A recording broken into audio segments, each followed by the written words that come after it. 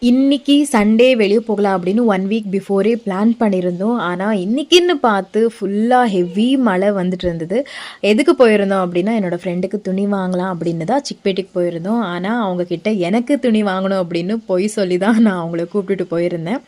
சிக்பேட்டையில வந்து price wise கூட நல்லா இருக்கும். அதுக்காக அங்க தான் போவோம் அதிகமா. ஃபர்ஸ்ட் ஒரு கடைக்கு போய் பார்த்தோம். அவங்களுக்கு இந்த ஒரு குர்தா ரொம்ப பிடிச்சிருந்தது. பட் சைஸ் இருக்கல.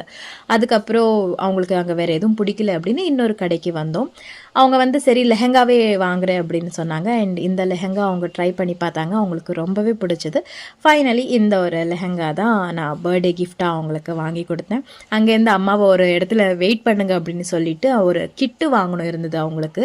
அவங்களுக்கு வந்து சின்ன வயசுலேருந்து மேக்கப் பண்ணுற ஒரு விஷயம் ரொம்பவே பிடிக்கும். அதனால மேக்கப் கிளாஸுக்கு கூட போயிருந்தாங்க. ப்ராடக்ட்ஸ் எல்லாம் வாங்கிட்டாங்க. அதை வைக்கிறதுக்காக ஒரு பேக் வாங்கணும் இருந்தது. அங்கேருந்து வேறு எதுவுமே வாங்க முடியல. ஏன்னா ஹெவி மழை ஆனதுனால